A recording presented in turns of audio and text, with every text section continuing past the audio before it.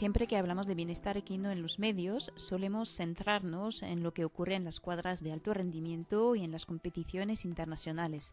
Y aunque todo esto es necesario, porque representa la vitrina de nuestro deporte frente al público, hay otros actores que trabajan cada día, haga el tiempo que haga, formando a los jinetes del mañana.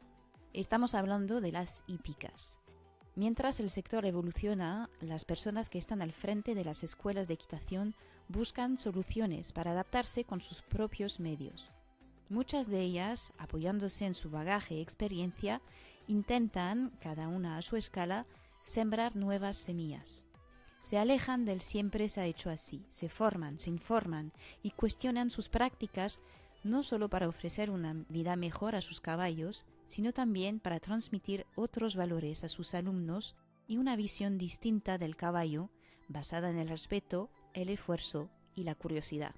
Por esto, en esta nueva semana especial de podcast, cedemos el micrófono a profesionales que están abriendo camino y construyendo los nuevos modelos de épica que se avecinan.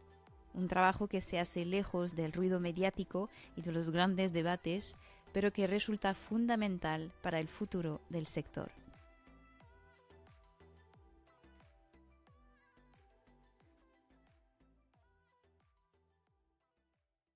La transformación de la equitación no siempre empieza con grandes cambios, sino con recorridos profesionales que permiten ver el sector desde dentro.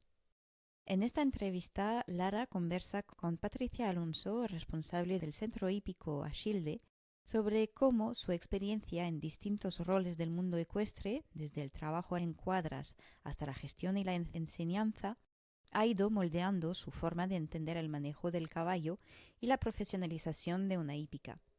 Una conversación honesta sobre oficio, coherencia y las decisiones necesarias para construir un proyecto alineado con el bienestar del caballo y la realidad del sector. Buenos días, Patricia. Bienvenida al podcast. Muchísimas gracias por hacer un hueco en tu agenda para esta semana especial de The Modern Rider. Antes de empezar con las preguntas, me gustaría cederte la palabra para que nos cuentes brevemente tu trayectoria en el mundo ecuestre. Que bueno, Vale. si no me equivoco, además de Amazona, pues has sido groom, eres técnico deportivo, das clases, has gestionado un centro ecuestre antes de emprender, así que bueno, cuéntanos un poquito. Sí, la verdad que ha sido un camino intenso y divertido, la verdad. Pues mira, a ver, la verdad que mi comienzo en el mundo del caballo empezó pues como todo el mundo, ¿sabes? Que, bueno, un día mis padres cometieron el error de llevarme de visita a una hípica, que estaba a 5 minutos de casa andando, y yo tenía 10 años. Y claro, cometieron el error porque te puedes imaginar, ¿no? Salí de allí diciendo, por favor, apuntadme a clases, por favor, por favor. Y de aquellas no había ni ponis ni nada. Estabas en caballo, tandas de 18, además me acuerdo, la típica tanda que parecíamos todos un tío vivo allí. Y ellos pensaron, con la canija que es esta, que claro, yo mido ahora 1,58, pues imagínate lo que medía con 10 años, ¿no? Y dijeron, va, esta va a montar 2 días, ya verás tú, y se va a cansar. Y nada, me llevaron allí. Además, me acuerdo que me tocó el primer caballo que monté de mi vida, que se llamaba Éscaro, que era un caballo muy grande, pero típico caballo pues ya mayor, ¿no? De escuela, pues, seguro Sí, de sí. vida, ¿no? Y me acuerdo que lo monté y nada, no recuerdo nada de la clase, salvo que botaba mucho, es lo único que recuerdo. Pero vamos, bajé de allí diciendo, esto es lo mío. Esto es lo mío. Y mi padre decía, yo no sé cómo te atreviste a subir a semejante caballo, con 10 añitos. Yo, inconsciente total, me subí allí. Y así empezó, en realidad. Así empezó en una hípica municipal, porque, a ver, mi familia es una familia que no tiene problemas económicos, pero tampoco tiene una gran capacidad económica. Bueno, pues tú pagabas tu clase semanal, empecé ahí. Y yo creo que así es como se empiezan las aficiones. Y luego estuve muchos años montando en esa hípica, pero ya cuando ya fui siendo más mayor, que ya tenía pues 14, 15, ya pedías, ¿no? Trabajar a cambio de poder montar más horas, ¿no? Era un poco así, ¿no? Y entonces, bueno, pues trabajabas limpiando cuadras o llevando los caballos al paddock y trayéndolos y tal. Y a ver, ahora todo es más complicado porque ahora los menores no pueden ayudar en las hípicas, todo este rollo. Pero yo creo que ahí también se genera mucha afición y mucho conocimiento, porque al final yo creo que el problema que tenemos en las hípicas, sobre todo en las grandes ciudades, es que los niños no manejan los caballos pie a tierra. O sea, los niños encuentran el caballo ensillado, si está en la cuadra, igual está ensillado ya en la pista. Es que ya ni siquiera el manejo de llevarlo de la cuadra a la pista y de la pista a la cuadra, ¿no? Entonces yo creo que esa manera de empezar a trabajar, de estar con los caballos en la cuadra, llevarlos, traerlos, manejarlos, conocer la personalidad de cada uno, esa parte es muy importante, ¿no? Y luego ya cuando cumplí 18 años, ya empecé a trabajar en esa hípica de profesora. O sea, el día que cumplí 18 años, que era el 18 de agosto, Fuiste final de contratada. verano, sí, ya fui allí a mi profesora, vea, ¿necesitas profesor? Y efectivamente el profesor de los ponis, mítico, ¿no? Que se había ido y entonces entré yo. Y ahí descubrí que no solo me gustaban los caballos, sino que también me gustaba muchísimo enseñar a los niños, bueno, a los niños, a las personas, ¿no? A aprender a manejar y aprender a montar a caballo, ¿no? Y además también me gusta mucho porque yo creo que no todo, o sea, no todos los caballos valen para escuela, ¿vale? Porque tú tienes que tener a tu equipo de trabajo muy bien entrenado. ¿Sabes lo que te quiero decir? O sea, no vale traer un pony y meterlo en una tanda con niños, porque al final, si el pony no está preparado psicológicamente o físicamente para ese trabajo, pues tú no vas a poder enseñar bien, ¿no? Entonces, también ahí empecé porque yo daba clase con los ponis pequeñitos, los ponisas. De aquella ya había ponis, ¿no? Y me acuerdo que tenía un pony que era un crack saltando, pero es que el pobre no entendía la dinámica de la clase, entonces le dediqué mucho tiempo, a Rubio se llamaba, y acabó siendo un pony súper guay, ¿sabes? Pero eso, él necesitaba entender su misión antes de poder enseñar a los niños, claro, ¿no? Y bueno, ahí ya también, claro, yo empecé la carrera porque yo en ningún momento pensé, ¿sabes? Que me iba a dedicar profesionalmente al mundo de los caballos, sinceramente. Para mí era algo, ¿sabes? Y mira, yo creo que de aquella, claro, porque ya empecé a trabajar, ya me había sacado, o ese año me saqué justo el técnico deportivo, porque fue cuando los empezaron a pedir. Yo creo que compaginé el primer año de carrera con el técnico 1. Y nada, me acuerdo de que justo yo no tenía carrera los lunes, no teníamos clase en la universidad, sí que era día que igual tenías examen o lo que sea, o tenías que entregar un trabajo, pero... Y por las tardes era el técnico deportivo los lunes, entonces iba compaginando ahí las dos cosas y el resto era online. Y entonces ya me saqué el técnico 1, que me lo saqué un poco, bueno, más que por pensar que me iba a dedicar profesionalmente, porque me gustaba, ¿no? Me gustaba que, bueno, eso daba para otra entrevista, pero la verdad que fue un poco decepcionante la formación que recibí en el técnico 1. Vamos a hablar de eso. Claro, eso daba para otra entrevista, ¿no? La formación de los profesionales, pero bueno, que quede ahí en el aire.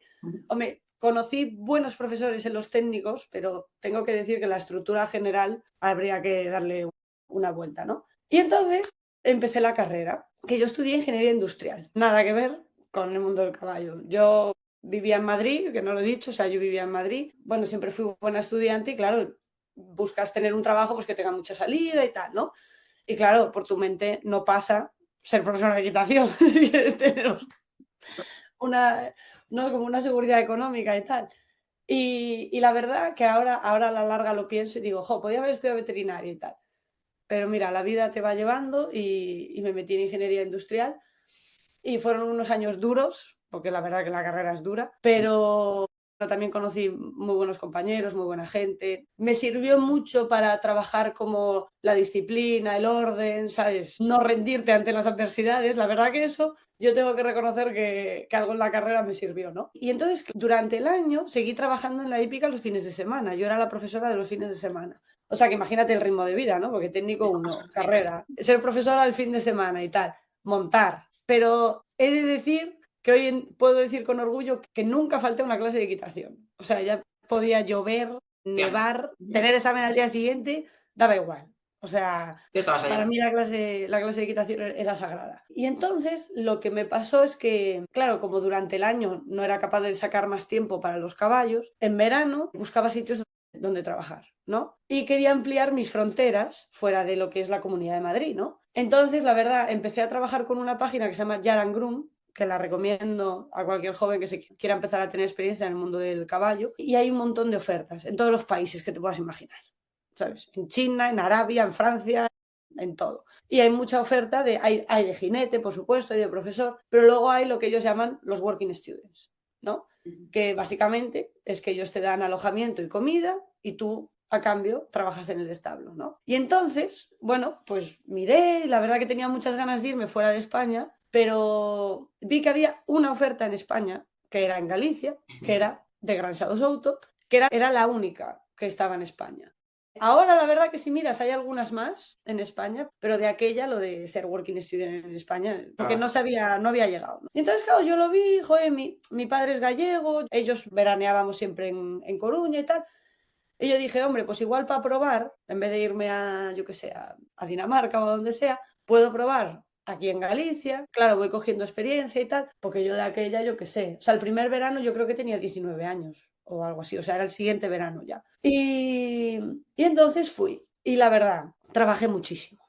Además me acuerdo que te daban el alojamiento y 200 euros al mes para comida, que hoy en día no te darían ni para pagarte el desayuno, pero y trabajé muchísimo. Aquello era levantarse a las 8 de la mañana y acostarse a las 10 y con caballos. Pero bueno, he de decir que lo pasé muy bien. Aprendí a hablar inglés. La gente me dice, ¿tú dónde Galicia, aprendiste a fíjate. hablar inglés? Pues yo en Ortigueira. Y era porque la profesora de allí era inglesa y yo parecía un chiste, tenía una francesa, una sueca y una americana. Entonces, claro, estaban todo el día Pues hablando en inglés. inglés. Aprendí a hablar inglés eh, y ahí fue donde vi un manejo distinto de los caballos, la verdad. Pues claro, yo había trabajado en hípicas en Madrid, ¿no? Ujú. Y en Madrid, pues bueno, os lo podéis imaginar, ¿no? Había una nave de boxes, los caballos vivían allí, los que tenían suerte de salir al paddock durante el día, pues salían, ¿no? Y los que no, pues no, ya está. Y claro, a ti te parecía que era el manejo normal de los caballos. Y entonces cuando llegué a Galicia, aquí el clima también no es el de Madrid y bueno, la cantidad de terreno disponible tampoco es la misma, ¿no? Entonces, claro, yo vi que los caballos vivían en prado, que vivían juntos, que no se mataban entre ellos, ¿sabes? Y luego también me di cuenta, claro, porque yo estaba de profesor, bueno, yo estaba de working student, pero hice de todo, o sea, hice rutas, clases, sí, lo que hacía falta. Y claro, yo me daba cuenta que mis ponis de Madrid, por ejemplo, en invierno, jolín, yo iba una hora antes, les daba cuerda a los que sabía que tenían mucha energía y tal. Siempre que metía algo nuevo en la pista se lo tenía que enseñar, ¿no? Porque si no se asustaban y tal. Y como un padre abriera un paraguas, aquello era apoteósico, o sea, explotaban los ponis, ¿no? Y en cambio, claro, yo estaba dando clase allí en Galicia y de repente entraba una cabra en la pista o una gallina, ¿sabes? O pasaba un tractor por al lado y allí nadie se asustaba. Yo decía, joder, macho, estos caballos, como que lo que empecé a notar es que estos caballos que vivían fuera tenían una estabilidad mental mucho mayor que los caballos que vivían en box todo el día, ¿no? Y luego, claro, eso que tú juntabas dos caballos, tú podías llevar 5 caballos del ramal e iban bien. Y en Madrid, como tuvieras que llevar 2, bueno, ya aquello, pelea asegurada, ¿no? Y claro, me fui dando cuenta que lo que yo pensaba que era normal no lo era. Ese fue un poco el empezar a ver el cambio, ¿no? Claro, que disfruté muchísimo la experiencia, trabajé muchísimo, pero la disfruté. Y entonces empecé a repetir, ¿no? O sea, las navidades siguientes volví de Working Students y ya en Semana Santa, verano, ¿sabes? Navidad, Semana Santa, verano, estuve así y también, claro, yo iba avanzando eso lo fui compaginando con la carrera, ¿no? Y entonces cuando llegó el último año de carrera, yo me fui de Erasmus, ¿vale? O sea, yo hice los 4 años de grado y luego hice 2 años de máster. El primer año de máster lo hice en España y el segundo todo el mundo se iba de Erasmus. Y yo me fui a Suecia, que ya busqué un poco, o sea, ya ¿Dónde busqué había un caballos? poco, claro, un país donde que yo decía, joder, yo quiero ir o a Alemania o Dinamarca o Suecia, ¿no? Países donde la élite del caballo de deporte, ¿no? Está ahí. Y me fui para allá. Y la verdad que aluciné, porque fui a clase de ingeniería el primer día y nos dicen el planning del curso y teníamos tres trimestres y teníamos 2 asignaturas por trimestre. Y claro, yo que venía de tener 25 asignaturas en cada bimestre, que ya no me acuerdo ni del nombre de las asignaturas del máster de ingeniería, es que no me acuerdo, eran tantas que no me acuerdo. Y claro, yo dije, vaya chollo, tío, vaya chollo, voy a tener muchísimo tiempo libre, ¿no? Y entonces ya está. Me metí en el Facebook, busqué en el traductor de Google cómo se decía caballo en sueco, que yo creo que es la única palabra que sé en sueco, y me puse a buscar ofertas de trabajo. Y encontré una amazona internacional, pues claro, yo ya tenía mucha experiencia de turismo ecuestre, clases de iniciación hasta avanzado, ya haya domado potros, ya tenía Tenías un buen rodaje. Claro, exactamente, ya tenía un buen rodaje, ¿no? Claro, desde los 18, pues cuando me fui a Suecia, que tendría yo 23 o 24, ¿no? Ya llevaba 5 años profesionalmente en el mundo del caballo, más montando desde los 10, ¿no? Ya tenía una experiencia, ¿no? Y yo tenía mucha ilusión en conocer el mundo de la competición, pero la alta competición de verdad, la competición internacional. Entonces buscaba ese perfil. Yo hasta ese momento había hecho más salto, pero entonces encontré una amazona que justo vivía en plan a 10 minutos. O sea, vivía en la ciudad donde yo estaba, que era Jönköping, y era una amazona internacional de doma, ¿vale? Ella tenía su propio establo, eran 10 caballos y ella competía. Y justo se le acababa de ir el groom de competición y estaba buscando una persona, ¿no? Y entonces fui a hacer una entrevista con ella. Y nada, a ella le gusté, le pareció bien y tal, y entonces empecé. Y ella me quería pagar, ¿eh? O sea, ella, quiero decir, ella ofrecía un salario, ¿no? A cambio de ese trabajo. Y yo le dije, mira, yo el salario no me hace falta. Y no me hace falta porque al final, a ver, yo tengo la suerte de que, la verdad, yo estaba en una residencia que te daba la universidad, ¿sabes? Entonces realmente yo los gastos de lo que era la carrera lo tenía cubierto, a la universidad iban dando. Entonces yo le dije, mira, yo prefiero que en vez de pagarme, me des clase de equitación, ¿sabes? Porque claro, tú ten en cuenta que te dé clases un jinete internacional, ¿no? Pues con caballos de ese nivel, pues no está al alcance de todo el mundo, y menos eso de que yo nunca había tenido ni siquiera la posibilidad de tener una clase individual, ¿no? Había dado con muchos profesores, los que había ido pudiendo tener, pero nunca así profesionalizado, ¿no? Entonces le dije eso, que yo si me daba una clase todos los días, a mí no hacía falta que me pagase. Y ella aceptó. Y entonces, claro, ahí aprendí muchísimo porque, claro, ella estaba sola, o sea, éramos ella y yo, que eso también, claro, a mí me choca porque yo aquí en España, a ver, claro, igual luego estoy equivocada, que no he trabajado con ellos directamente, pero yo la sensación que me da de lo que aquí llamamos jinete profesional es que ellos tienen una cuadra de caballos y ellos llegan a la cuadra y montan y venden caballos y como mucho dan clase a particulares, ¿no? Pero, por ejemplo, esta chica que se llama Micaela Lalderín, que a día de hoy sigue trabajando en lo suyo, que yo la sigo en redes sociales, estamos en contacto y tal, ella hacía todo. O sea, ella de aquella pues tendría 29 o 30 años y ella tenía sus 10 boxes, ella por la mañana hacía los boxes, se subía a un caballo, los ensillaba a otro, tal, ella cargaba el camión para irse de viaje, ella era la que conducía el camión, que ella era una amazona profesional de estas de que van a Hermelo al campeonato de caballos jóvenes del mundo, pero ella hacía todo. O sea, ella hacía absolutamente todo. Entonces, claro, yo aprendí muchísimo. Y me llamó la atención que, por ejemplo, sí que es verdad que esos caballos salían de manera individual al Prado, pero salían al Prado, ¿sabes? O sea, ellos dormían en Suecia, ¿eh? Que a veces hacía menos 20 grados fuera. Y los caballos sí que dormían en box, pero luego salían a primera hora y hasta que no se ponía el sol, que a ver, en invierno allí se ponía pues a las 3 de la tarde, ¿no? Pero estaban fuera, o sea, el tiempo que hacía sol estaban fuera. Y les daban mucha importancia, por ejemplo, al forraje. O sea, los caballos tenían forraje bueno siempre, en el prado, en el box, ¿sabes? O sea, creo que ahí estaban más avanzados de lo que estábamos nosotros. No, más diferente ya, sí.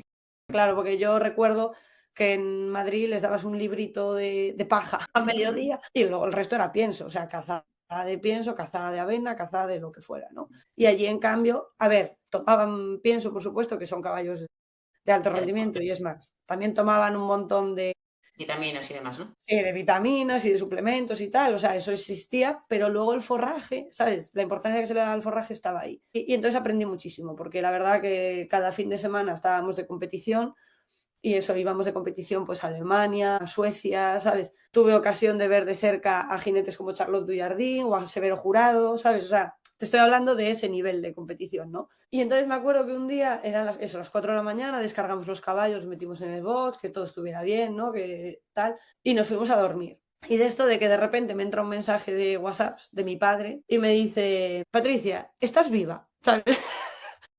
Y entonces me acuerdo que tuve una conversación con él y le dije, papá, estoy disfrutando muchísimo, estoy aprendiendo muchísimo, Micaela es muy guay, me da unas clases buenísimas, estoy encantada, estoy viendo lo que yo quería ver, pero también me acuerdo que le dije, ahora, ¿eh? Este año y ya, ¿eh? O sea, le dije, me lo estoy pasando bomba, pero no es tampoco, o sea, me valió para darme cuenta que no era a donde yo me quería dedicar, ¿no? Porque es un mundo que realmente te exige muchísimo a ti como persona, a los caballos también, ¿sabes? Porque, a ver, ya te digo, los caballos vivían muy bien, pero claro, es una vida hoy aquí, hoy allá, camión, box distinto, ¿sabes?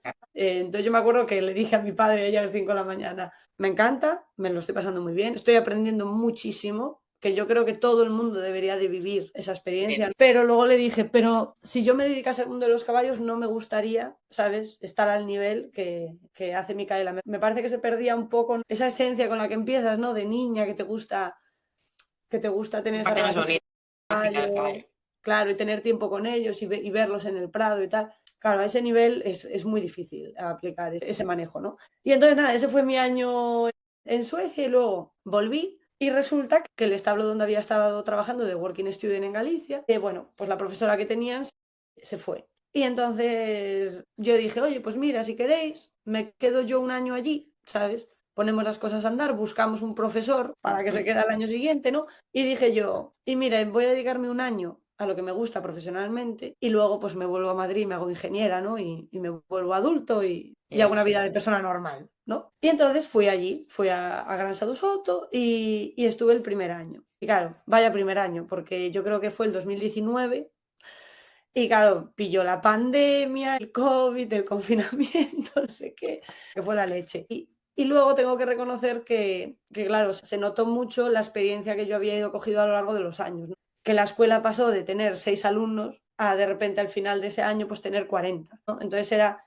una escuela que no tenía escuela de equitación, en verdad, en invierno, y vivía más de campamentos de verano y de rutas, y de repente teníamos un equipo. Teníamos niños con mucha afición, los caballos de la escuela los entrenamos y empezaron a funcionar, entonces ya podíamos ir a algún concurso, tal. Porque es lo que os digo, tú puedes tener grandes caballos, pero si no los tienes preparados para la tarea que les vas a mandar, no vas a poder enseñar bien, ¿no? Y entonces ellos tenían buenos caballos, pero la verdad no estaban trabajados para lo que tenían que hacer. Entonces se trabajaron y empezó a funcionar. Y claro, yo cuando terminó ese año ya no había vuelta atrás. O sea, porque aquello sí que me gustaba, ¿sabes?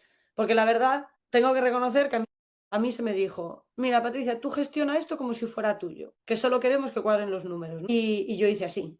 O sea, si tenía que trabajar 7 días a la semana, 7 días a la semana, 24 horas, 24 horas. Decidiste a emprender, ya tenías un gran bagaje, no solo en el mundo de la Claro, equitación, sino también en el mundo de la empresa, ¿no? claro, es Eh, que yo creo que esto es una cosa que, por esto digo, esto da para otra entrevista, lo de la formación de los profesionales. Tú antiguamente un oficio lo aprendías porque de 18 años entrabas de aprendiz en una carpintería, por ejemplo, sí, sí, y sí. estabas unos años de aprendiz y luego empezabas a ejercer y ibas cogiendo más responsabilidad y tal.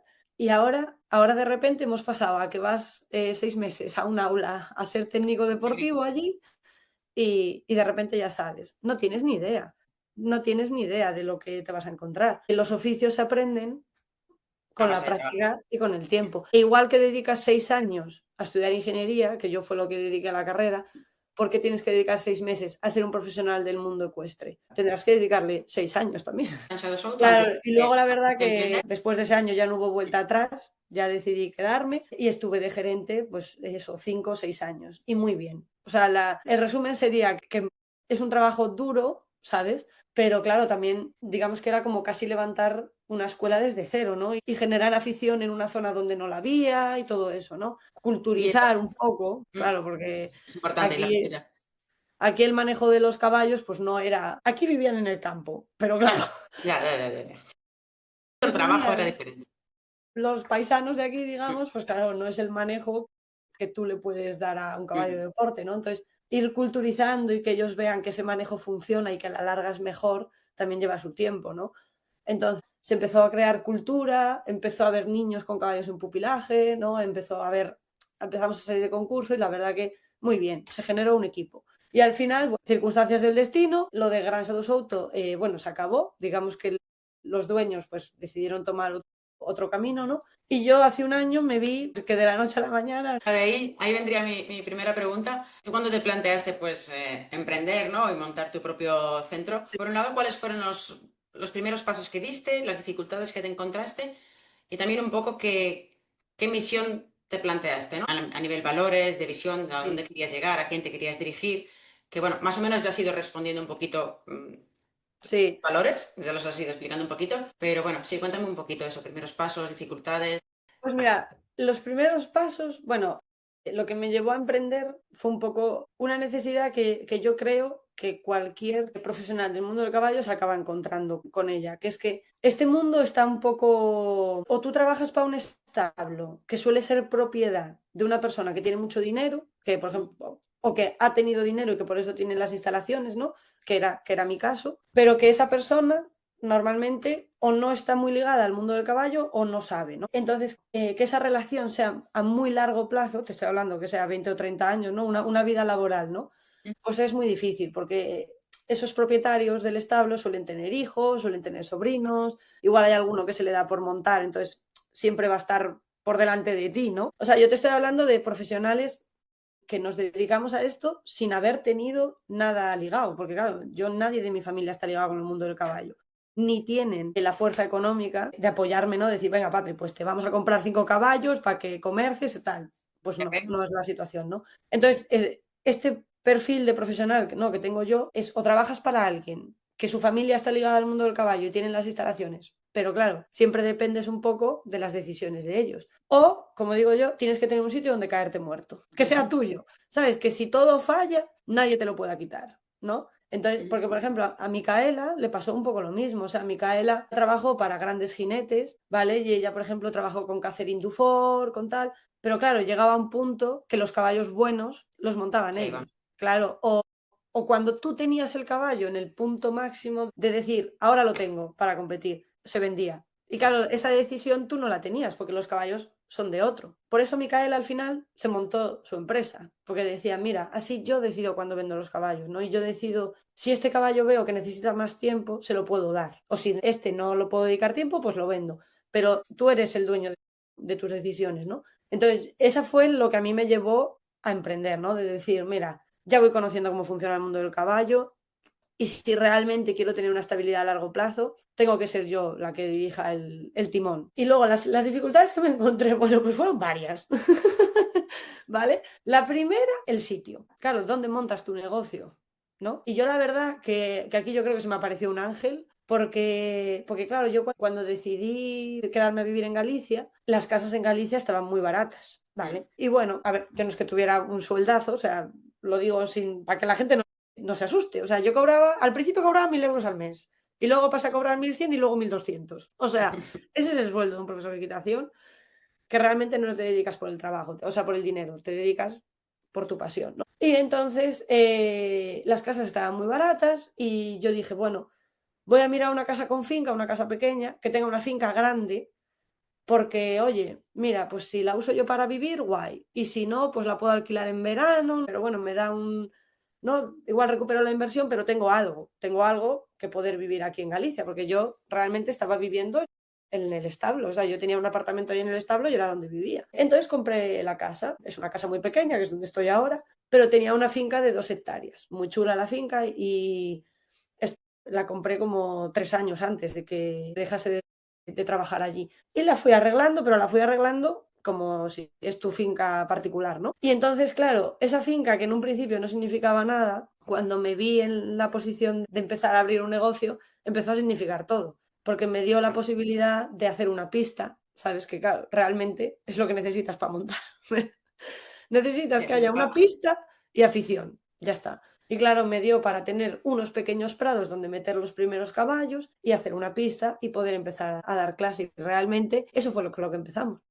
El baño era el de mi casa, si llovía, todos para adentro y a montar en la pista y los caballos en los prados. O sea, no había más realmente. Entonces yo creo que la mayor dificultad es esa. Y luego, claro, ¿qué pasa? Yo ya tenía mucha experiencia en el mundo del caballo, entonces sabía qué es lo que tenía que buscar, que necesitabas un buen proveedor de hierba, que aquí, la verdad, claro, yo en Galicia ya llevaba muchos años, entonces ya conocía a gente que vendía hierba, gente que tal, entonces todos esos contactos que fui haciendo durante años, en ese momento, la verdad que toda esa experiencia cogió mucho valor. Y claro, también conocía a los vecinos de la zona, la gente me conocía a mí, o sea, ¿y qué pasó? Que claro, como me conocían, sabían el tipo de persona que era, cómo trabajaba y todo, hubo mucha gente, la verdad, que me ayudó, ¿vale? Y me acuerdo que, mira, yo me acuerdo que dimos una clase de emprender empresas en la ingeniería, ¿no? Y me acuerdo que llegó allí un tío, ¿no? Todo experto para ayudarnos a emprender. Y mira, yo solo recuerdo que nos dijo una verdad,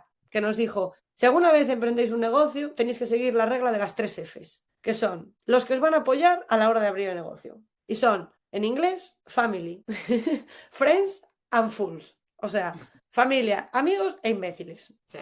Es los que te van a ayudar. O tontos, más bien, ¿no? Y efectivamente es así. O sea, la realidad es así, porque yo lógicamente que fui a intentar pedir un préstamo al banco para comprar unos prados y tal, no sé qué, o para construir y tal, que va. Hoy en día no hay banco que a una persona de 30 años, con un sueldo de, bueno, en paro en ese momento, le den un crédito. O sea, es que no existe. O yo por lo menos no lo encontré. ¿Cómo conseguiste establecer un orden de prioridades, ¿no? Tanto económico como de espacio? Porque es lo que tú dices, al final tenías la finca, que eran las 2 hectáreas y era lo que había, y pues económicamente, pues eso, estabas en el paro, también era lo que había.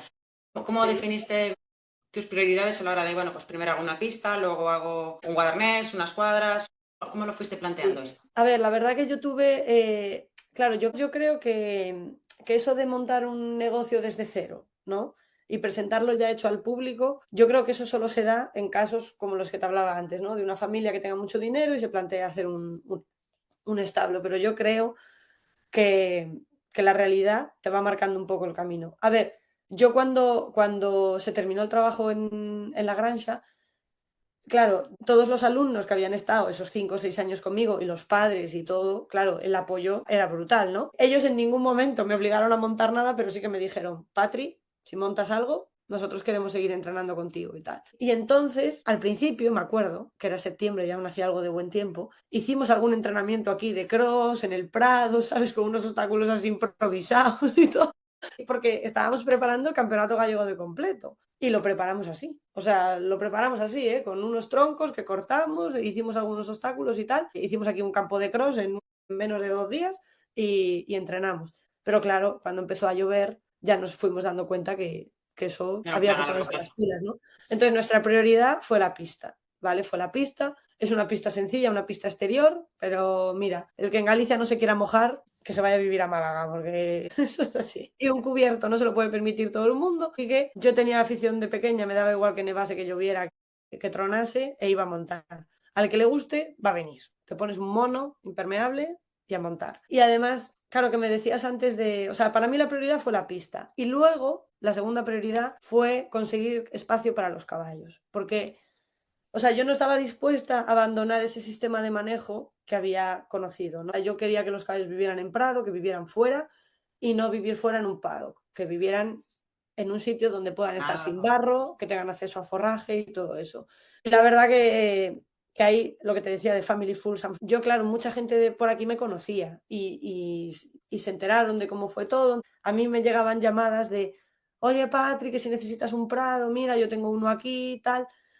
Y a ver, que no os penséis que es regalado. Claro, ellos te dicen, tengo un prado, ¿no? Y tú vas allí y el prado es una silveira. O sea, realmente es eso. Lo hacen con toda la buena intención del mundo, pero es lo que hay.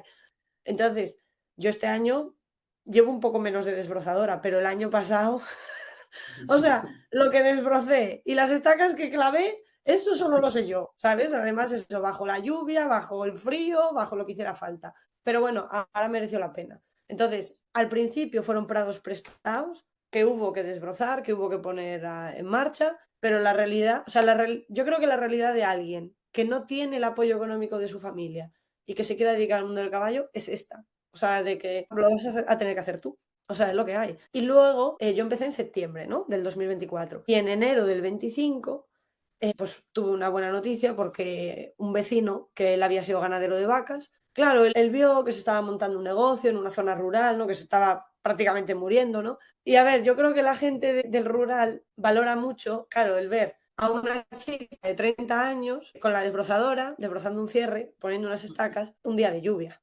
¿Sabes? O sea, eso ellos yo creo que se ven un poco reflejados, ¿no? Como diciendo, oye, esta chica está dispuesta a luchar por lo que está haciendo, ¿no? Entonces, la verdad que este señor hacía mucho que se había jubilado, pero en aquel momento me ofreció venderme los prados que él tenía y la verdad que no perdí la oportunidad porque el precio era justo, ¿sabes? Pero bueno, también os digo la verdad, conseguir la financiación, al final, families, qué fools and difícil. friends. O sea, eso es así, ¿vale? Porque ya te digo que aquí nada es regalado, todo hay que devolverlo, pero bueno, pues yo tuve amigos que me prestaron dinero y ahora se lo estoy devolviendo, ¿sabes? La familia también. Realmente mi realidad fue esa, ¿sabes? O sea, y fíjate que yo soy una persona que tengo formación, que es verdad, yo ya era técnico 2, o sea, ya me saqué el técnico 2 también en todo este proceso, ¿no? De tal. Y el Ujú. primer año que me abrí mi club, me saqué el técnico 3, ¿vale? Pero tú fíjate, ingeniera superior, técnico 3, hablas idiomas, tienes muchos años de experiencia en el mundo ecuestre,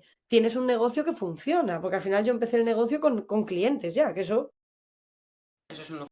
eso pocas personas lo pueden decir. Pues ni con esas, y demostrando que tú los gastos de mes a mes los cubrías y tal, ni con esas a mí me dieron un crédito para empezar.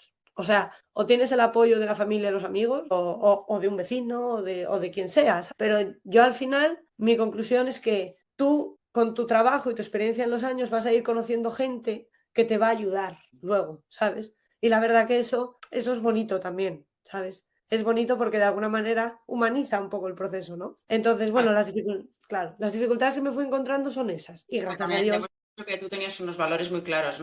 Una idea muy clara de lo que querías para tu negocio. que ese ¿Sabes? era Al el final, último punto, que yo creo que eso es lo que marca la diferencia. Yo fui una persona, eso, que nunca pude decir, tengo mi caballo, ¿no? Y lo voy a competir y tal. Siempre era todo o prestado o te lo daban porque el caballo era malo, ¿no? Y había que ponerlo y tal. Yo siempre luché con que llegar a la cima, ¿no? Del deporte estaba al alcance de muy pocos. O tenías dinero o era muy difícil llegar. Yo siempre, toda mi vida en la equitación fue con esa idea en la cabeza, ¿no? Y he de decir una cosa, cuando conocí a Micaela, para mí cambió un poco, ¿eh? Porque Micaela venía de una familia muy humilde. Los padres sí que habían sido jinetes, pero tampoco porque tuvieran dinero, ¿eh? Eran jinetes porque montaban bien y porque sabían de caballos, ¿sabes? Y entonces yo la veía eso, que ella era una persona que estaba en la élite, pero que había llegado allí por su trabajo. Entonces, yo siempre el valor que defendía era que yo quiero que la gente aprenda a montar y que aprenda a montar bien y que aprenda a gestionar bien a los caballos. Eso lo primero. Pero quiero que sea accesible a la gente normal, ¿vale? Lógicamente tú vas a tener que invertir un dinero para poder montar a caballo, pero es que también inviertes un dinero para poder jugar al fútbol. O todo. sea, te quiero decir, todo en esta vida cuesta algo. Ahora, ¿qué pasa? Yo creo que es surrealista que un niño tenga que pagar un caballo de 15.000 euros para empezar a montar. Y me pongo, y estoy tirando piedras contra mi tejado, que yo al final desbravo caballos y los vendo. Y a mí me encanta venderlos en 15.000 euros y a mí me encanta, ¿sabes? A mí y a todo el mundo. Y sabemos cómo es esto, y que comisión para uno y comisión para otro, que yo no soy muy fan de las comisiones. A mí me gusta que todo el mundo esté informado, pero todos sabemos cómo funciona el mundo. Pero es que un niño que va a saltar 0,50 o 0,80, o sea, de verdad que no se le puede encontrar un caballito de 2.000 o 2.500 euros para saltar. O sea, y yo te digo una cosa, el profesor que no sea capaz de hacer eso, para mí lo que está demostrando es que es un ignorante. O sea, si tú no eres capaz de coger un caballito normal y domarlo y enseñarlo para que un niño pueda saltar 0,50, 0,80 y no eres capaz de enseñar al niño a saltar 0,80 con ese caballo, tío, o sea, tu conocimiento de la equitación y de los caballos es muy limitado. O sea, es muy limitado. Si tú necesitas un caballo de 15.000 euros para que un niño aprenda a saltar 0,80, me cago en Hay la leche. también mucho en la cultura que hay, ¿no? Del mundo Claro. ecuestre y en la licencia social incluso, porque al final eso, pues parece que el que tenga mejor caballo es el único que monta bien. Es Y que bueno, para mí no está más lejos de la realidad. A ver, yo te digo una cosa, para llegar a la élite, vamos a decir, lógicamente necesitas un buen caballo, ¿vale? O sea, eso es así. Pero es que los buenos caballos están en muchos sitios, ¿vale? Y hay buenos caballos que se compran y hay buenos caballos que se hacen, ¿vale? Y lógicamente no lo vas a hacer tú solo. O sea, lo vas a hacer con ayuda de entrenadores que te van a ayudar, amigos que te van a dar consejos, de tal. Que, por ejemplo, yo a lo largo de estos años he ido haciendo amistades que hoy en día valen oro. O sea, estoy en contacto con Konstantin Georgiev, que es jinete de completo y diseñador internacional de recorridos, Eduardo Villadufresne, que te voy a decir, Juan Queipo de Llano, María Teresa Jiménez Horwitz.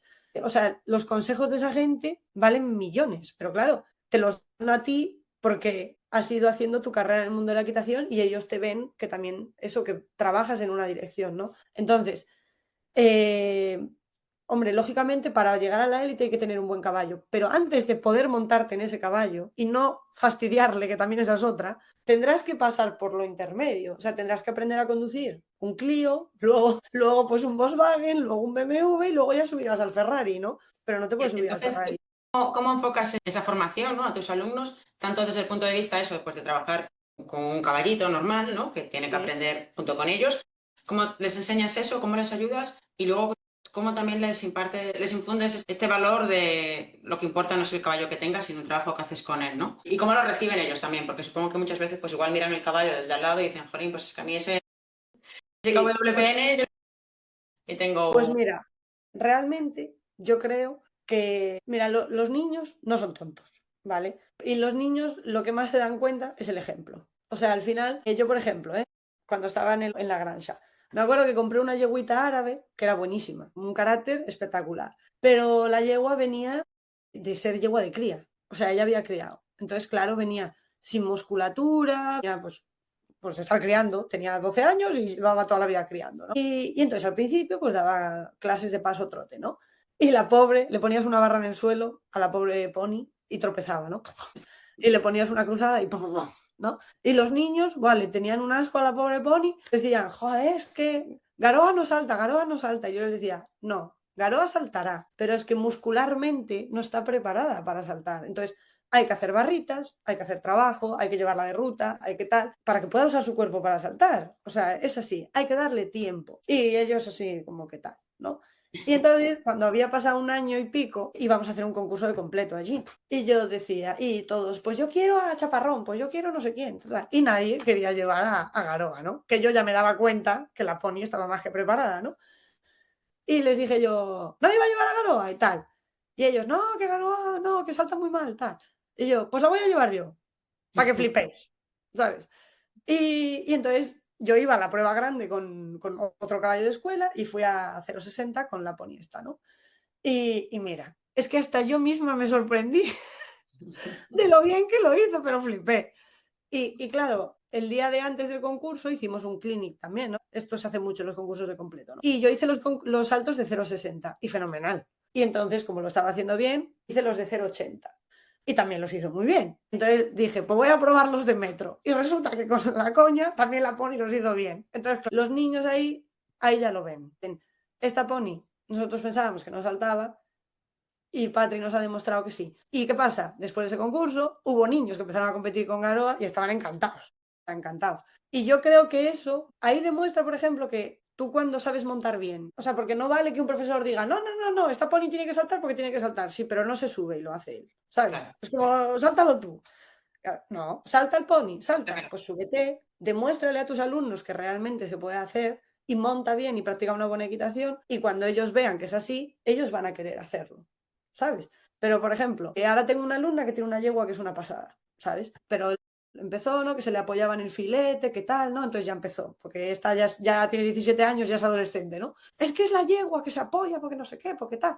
Y yo le decía, no, eres tú que estás empujando demasiado, entonces, ¿sabes? Le generas demasiado ritmo, ella no es capaz de equilibrarse y claro, se te apoya en la mano, tal. Y ella, no, es que no soy capaz. Y le dije, bueno, pues tranquila, bájate un momento, me subo yo. Me subo yo y ellos ven que yo no hago, o sea, yo no he cambiado el caballo, no me lo he llevado 2 horas por ahí y lo he vuelto a traer. No, no, me subo y le digo, mira, así, con 2 manos. Entonces, claro, la niña lo ve y dice, ostras, ahora súbete tú y búscalo. Y claro, también para el caballo es más fácil porque como yo le he enseñado lo que estoy buscando, cuando la niña se lo pide, le es más fácil, ¿no? Entonces, claro, él se da cuenta y dice, porque ella ya estaba, hay que cambiar el hierro, hay que cambiar no sé qué, no sé cuántos. Y no es hierro, es doma. Igual que hay veces les digo, oye, mira, este caballo efectivamente hay que cambiarle el hierro porque tal. Pero yo creo que esos valores se inculcan desde el propio ejemplo, ¿no? Yo creo que es súper importante tener un profesor que te demuestre que puede ser así, ¿sabes? Y yo, por ejemplo, soy una profesora que te va al metro 20 con una yegua CDE, que es una yeguaza, ¿sabes? Que es de una alumna realmente, ¿eh? Porque yo a día de hoy, es efectivamente, es lo más gracioso de todo. Ellos lo que ven es que yo compito a alto nivel y me dedico profesionalmente al mundo del caballo y realmente, mira, el caballo que tengo es una yegua que me regalaron porque estaba como una cabra, que es cruzada, que fue mi yegua de toda la vida, Dakota, y luego tuve la suerte, en su día invertí en un caballo bueno, que me duró 1 año y medio. Luego empezó con artrosis, y aquí ves otra lección que se le da a los niños. El caballo tiene 15 años, podría haberle sacado 2 años más, 3, ya, a base de infiltraciones, a base de chanchullos, a base de no sé qué, ya, pero luego el caballo cuando lo retires, ¿qué calidad de vida tiene? ¿Sabes? Y yo ese caballo, ese año y medio que lo tuve, me enseñó muchísimo, porque tuve la suerte de poder tener un caballo maestro en salto y doma, que se llama Douglas. Pues yo cuando empecé con esas tonterías, dije, mira Douglas, hasta aquí hemos llegado. Me has enseñado lo que me tenías que enseñar, dedícate a hacer rutas, dedícate a saltar 0,80, que eso lo puede hacer. Cuando yo veo que le duele mucho la mano, descansa. O sea, él me va marcando un poco Los el nivel de tiempos. trabajo que puede hacer y yo lo escucho. Y los niños lo ven. O sea, los niños lo ven que yo tengo la posibilidad de infiltrar al caballo y darle un equizón antes de los concursos y competir, pero no lo hago. No lo hago porque digo, este caballo me está diciendo a mí que no puede más. No es que no quiera hacerlo, es que no puede. Es Entonces, que efectivamente, es que le duele. Entonces, ese respeto hay que tenérselo al caballo, ¿sabes? Y entonces yo estuve unos años compitiendo en potros o compitiendo caballos de escuela y mira, cuando no hay jaco para ir al metro 20, pues vas a hacer 80, vas a metro y te lo pasas bien. Y cuando hay jaco para ir a metro 20, porque yo ahora mismo tengo una alumna que está haciendo segundo de bachillerato y no lo ha hecho. Tiene una yegua, que es una señora yegua, que, claro, que necesita su atención. Es que, claro, pero ella me la presta a mí porque tiene total confianza en el manejo que yo le voy a dar. Entonces, esos son los caballos con los que compito yo actualmente. En el futuro espero poder criar un caballo bueno y tenerlo, claro que sí. Pero yo creo que no se debe de menospreciar la experiencia que te puede dar cada caballo, por básico que sea, ¿eh? no, y es muy bueno pues que prediques con el ejemplo, porque al final es lo que tú dices, los niños aprenden de esa manera, viendo. Claro. Y van a ¿Sabes respetar antes a también? su profesora que a lo mejor a otro compañero, ¿no? Que Claro, eres un... ¿sabes también qué pasa? Porque yo lo veo y es muy fácil decir que eres un gran jinete cuando solamente montas buenos caballos. Porque, o sea, un buen caballo, muy bien domado, te hace montar, que da gusto verte. Vas allí colocado, no sé qué, te sale todo perfecto, que parece que eres un máquina, claro. Luego vas con un potro que el pobre no sabe dónde tiene la mano derecha y dónde tiene la mano izquierda, y vas allí, el que no es pobre, capaz de claro, mantenerte encima. parece que montas un poco peor, pero es que no es así, o sea, no es así. A los jinetes hay que valorarlos montándolos todos los caballos y eso hay que metérselo a los niños en la cabeza. Yo, por ejemplo, actualmente yo tengo una cuadra de niños maravillosa, pero muchos tienen caballo propio, ¿eh? Y al principio yo notaba que había mucha tensión de lo que dices tú, ¿no? Este salta más, este salta menos. Y yo siempre fomentaba, cada uno que trabaje lo suyo. Tú mira para tu caballo, tú mira que tu caballo cada día sea un poco mejor. No mires si es mejor que el de al lado, mira si es mejor que ayer. Eso es lo que tienes que mirar. Y al final ellas se fueron centrando cada una en su caballo y al final todas, más tarde o más temprano, van llegando al mismo nivel, pero se dan cuenta cuando miran para sí mismas, no para el de al lado. Y luego yo fomento una cosa, que aunque tú tengas tu propio caballo, tienes que montar más caballos. O sea, y por ejemplo, ahora mismo se está empezando que se hacen intercambio de caballo entre ellas y eso es maravilloso. Eso es maravilloso porque se dan cuenta que a ti te puede parecer que el caballo de Pepito es mejor, ¿no? Y que salta muy bien y que es más fácil. Pero luego te subes y resulta que el caballo de Pepito te pone en tu sitio, que no es tan fácil como parece desde abajo. Y al revés, ¿sabes?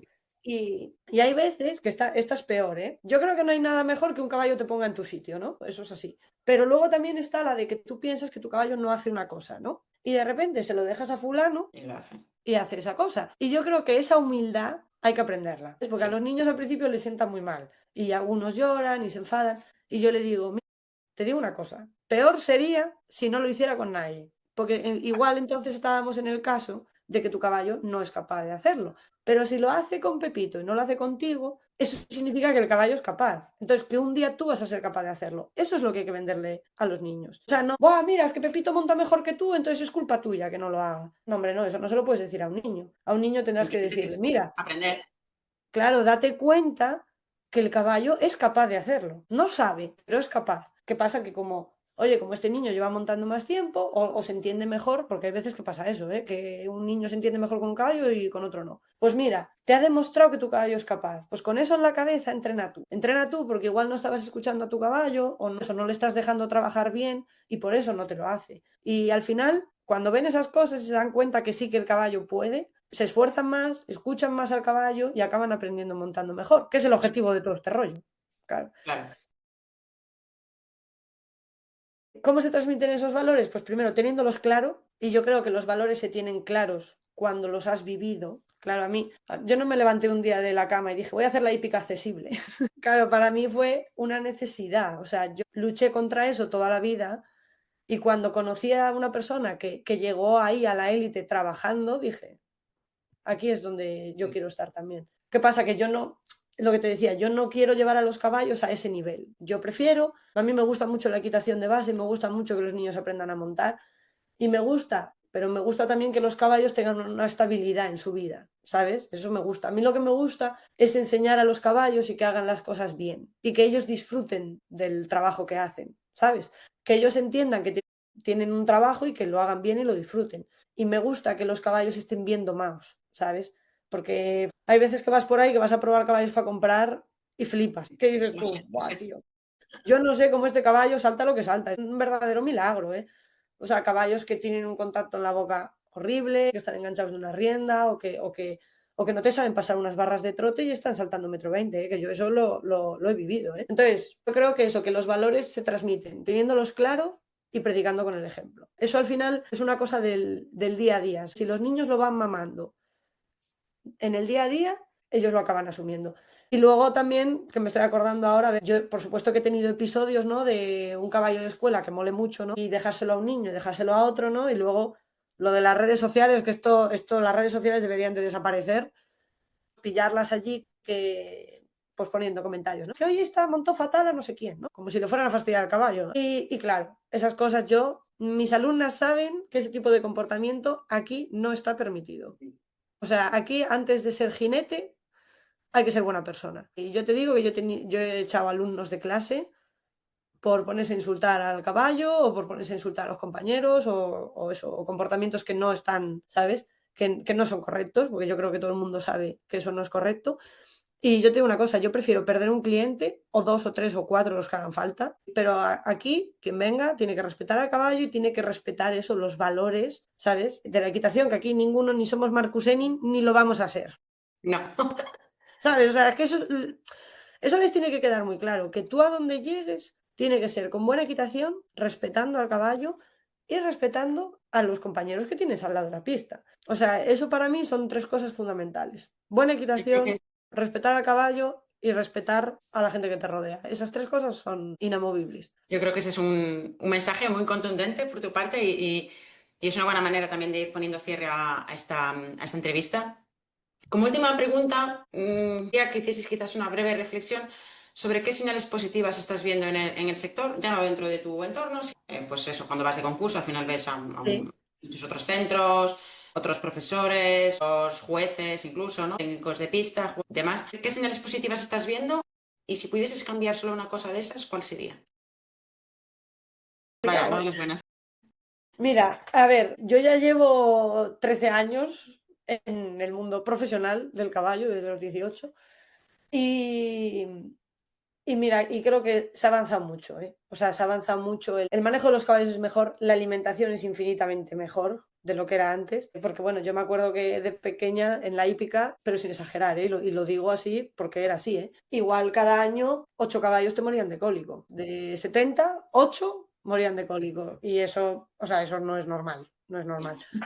Entonces, yo creo que en lo que es la alimentación se avanza muchísimo. Creo que ahora hay mucha más conciencia de, por ejemplo, de el tema fisio, el tema dentista, todo esto, o sea, de cómo debe de muscular un caballo. Creo que es algo importantísimo, o sea, cómo deben de muscular y cómo deben de trabajar y que el trabajo sea acorde al estado físico y Vale. mental del caballo, claro. Creo que en eso también se está avanzando. ¿Qué pasa? Ahí voy a hacer un pequeño inciso. Creo que no somos capaces de llegar al punto medio. O sea, está el que no mira la silla, el que el caballo tiene una herida en la cruz que la tiene blanca ya, y él le sigue poniendo la misma silla y aún encima le aprieta más la cincha, a ver si así, ¿sabes? Roza más. O sea, estamos en ese punto y que lleva el caballo, que se ve que no lo desparasita desde hace miles de años, que no tiene grupa, pero va a saltar 1,10 m, que dices tú, bueno, apaga y vámonos. O sea, pasamos de eso a otro que, o sea, y luego está como el otro extremo, ¿no? De, bueno, a ver, no sé exactamente, pero es que no se puede usar sillas, que el saddle fitter tiene que venir todos los días, es que si mi caballo un día se bota es porque le duele la espalda, o es que si un caballo un día hace así con la cabeza ya tiene que ir al dentista 3 veces.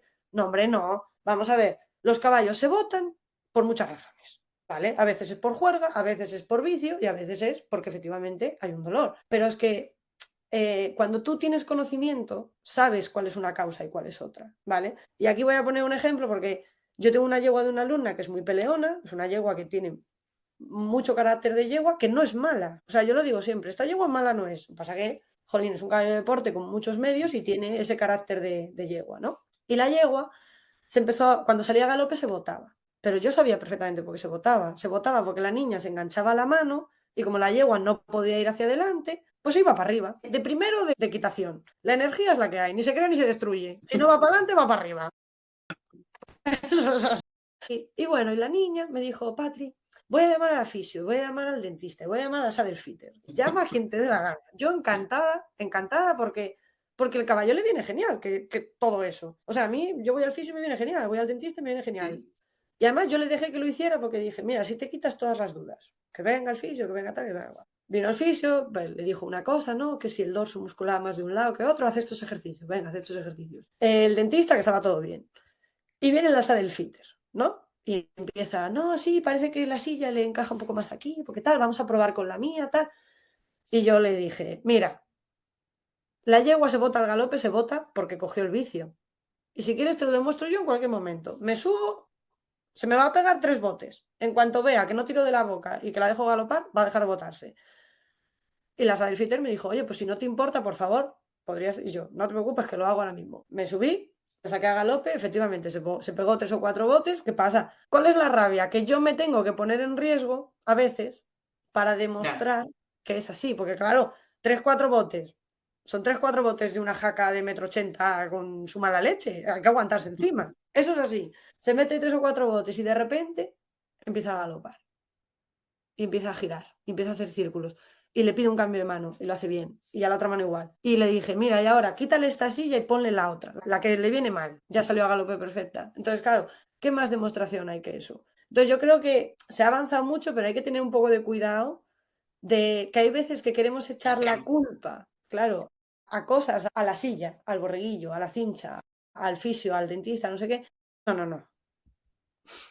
Mírate en tu Mira propio espejo. a ti, a ver qué estás haciendo mal, que es más barato y normalmente suele tener más efecto. O sea, independientemente de que hay que trabajar junto con el fisio, con el herrador, con el veterinario, o sea, toda Con esa todo. gente son profesionales y está genial tener todo ese apoyo. Pero ojo, no culpemos, ¿sabes? Al caballo o a su estado físico de cosas que es culpa nuestra. Ojo por ahí. Y luego, yo me dices, ¿qué cosa cambiaría? Pues mira, yo lo que cambiaría sería, y mira, aquí voy a poner un ejemplo porque yo con los años he ido descubriendo el completo y es una disciplina que me encanta. O sea, me encanta no solo porque creo que es la disciplina, que yo creo que debería ser la disciplina de base.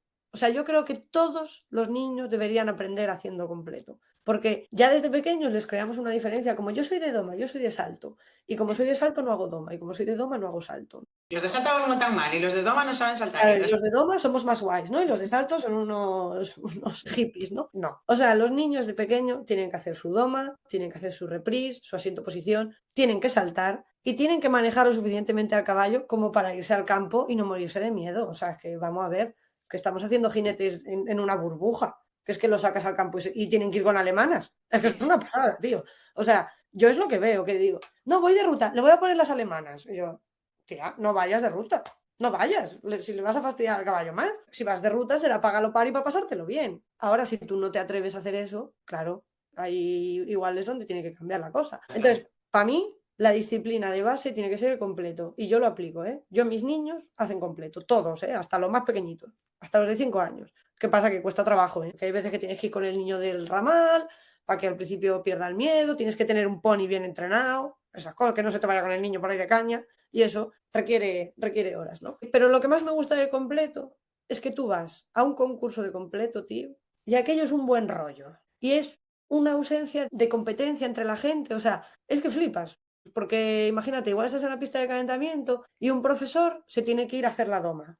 Y tiene un niño que tiene que salir al salto, ¿no?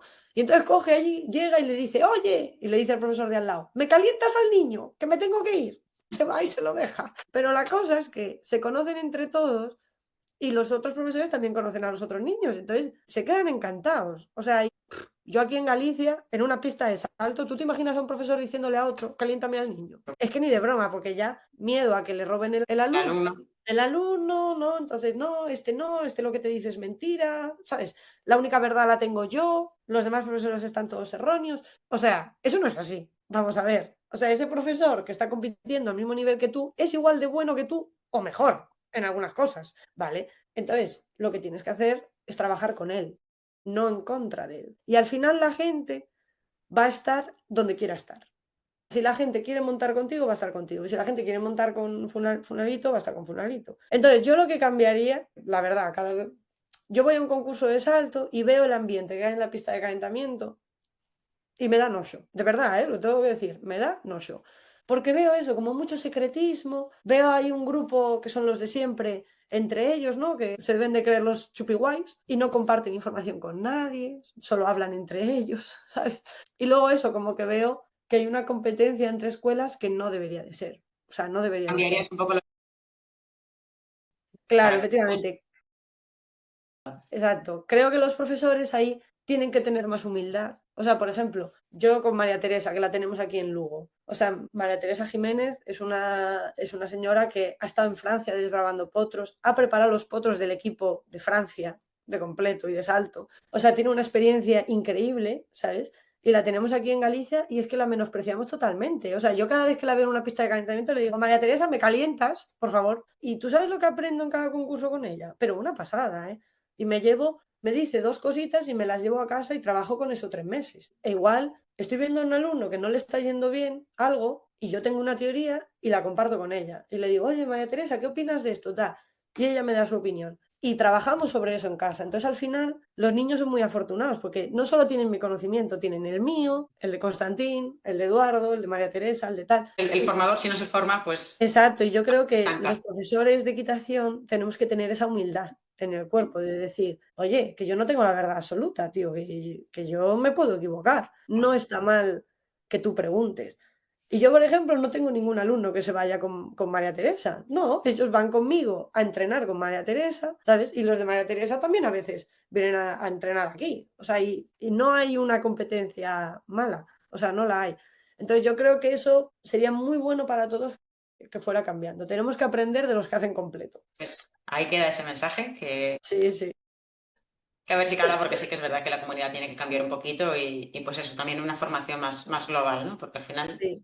¿Sabes qué pasa? Yo creo que esto viene de que en doma y en salto volvemos a lo del principio. Si tú tienes un muy buen caballo, puedes llegar muy alto, aunque tu equitación no sea tan buena. A ver, lógicamente no vas a ser un manco montando, eso es así, ¿no? Pero puedes llegar muy lejos si tienes buenos caballos. Y en cambio, si no los tienes, no vas a llegar tan lejos. Y en el completo, claro, en el completo pasan dos cosas. Que conseguir un caballo que sea bueno para doma, salto y cross ya es muy difícil. Entonces, ya es más difícil acceder a ese caballo que es muy caro y lo hace muy bien todo, porque no hay ningún caballo que lo haga bien todo. claro, Y también depende mucho del jinete, porque igual es un jinete, porque tú te puedes comprar un caballo buenísimo para salto, para cross, pero si tú no sabes hacer bien la doma, no tienes el nada que hacer. caballo no lo va a hacer, no lo va a hacer. Eso ya por otro lado, que tienes que tener más equitación y el caballo te va a poner en tu sitio porque lo vas a tener que montar bien. Y luego pasa una cosa, ¿eh? Claro, en cross hay accidentes, pero de verdad, o sea, de verdad, que te caes y te pueden matar. Entonces, la buena equitación y la seguridad se prima.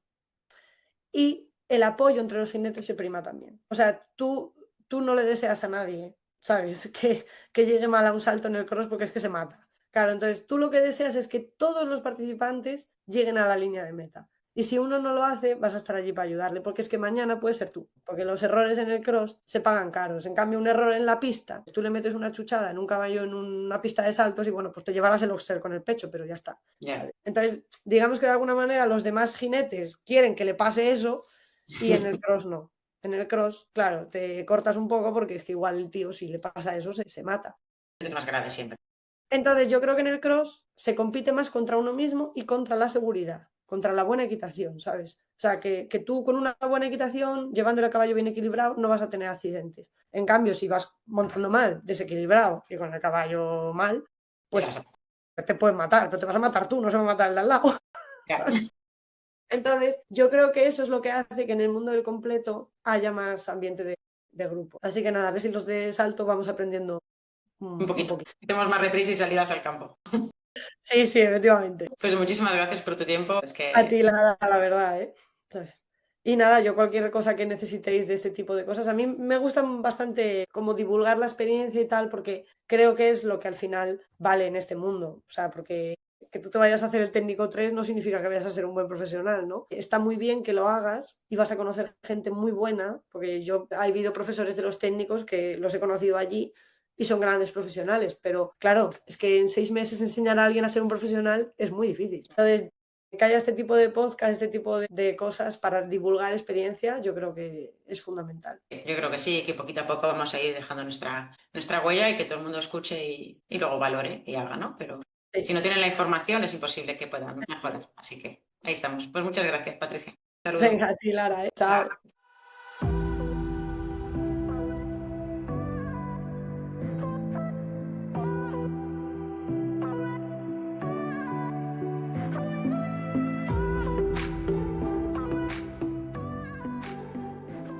¿Y vosotros? ¿Qué papel queréis jugar en la transformación de la equitación? Cada cambio empieza a nivel individual en la forma en la que miramos a los caballos y en las decisiones que tomamos en nuestro día a día.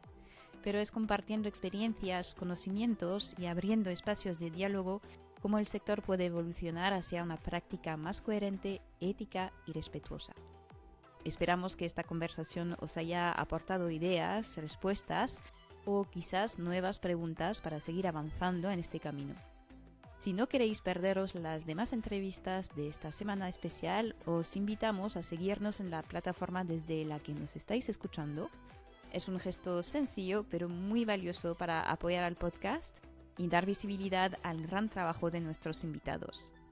Gracias por acompañarnos y nos escuchamos muy pronto en un nuevo episodio de The Modern Rider.